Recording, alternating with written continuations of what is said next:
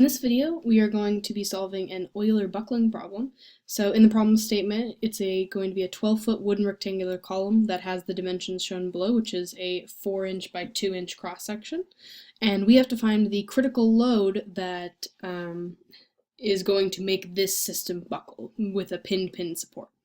So in order to do that, we just need to remember what our Euler Buckling equation looks like. So for an axial loading compression, we're going to have P critical is going to be equal to pi squared times E times the moment of inertia, which is I, all over the effective length squared.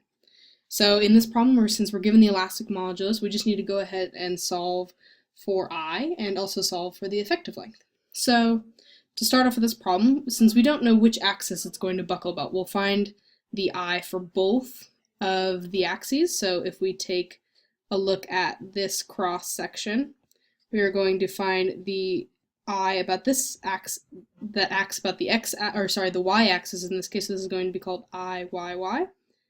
And then we're also going to find the I about this axis, the z axis, so this is going to be I, z, z. So in order to do that, we just remember what the moment of inertia is for a rectangle. So if we start with I, y, y, that's going to be equal to 1/12 bh cubed. The base in this case is going to be 2 inches. The height is 4 inches to the third. So that's going to get us a value of 10.67 inches to the fourth. So now we go ahead and move on to the I about the z-axis. So we got I, z, z.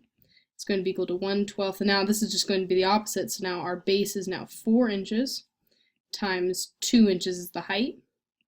And that gets us a value of 2.67 inches to the fourth. So if we look at these two values, we see, okay, the moment of inertia about the y-axis is bigger than the moment of inertia about the z-axis. So what this means is that we are going to be using the smaller of the two I values because this is going to be the weaker axis. So that is the value we're going to use in our equation because that's going to give us a smaller p value, a p critical value, and so that's going to cause a buckling about that axis before it buckles about the other axis. So we're going to use the smallest I value that we get. So now all that we need to find is our effective length. So our effective length for this problem, if you remember, for a pinned member, your L effective is just going to be equal to what your length is. So in this case, our L effective is just going to be 12 feet, which is also equal to 144 inches. So now that we have all of those values, we just plug them into our equation. So we got P crit is going to be equal to pi squared 1.6 times 10 to the third KSI times 2.67 inches to the fourth. All of that over 144 inches squared. And so that gives us a P critical value, which is equal to 2.03 kips.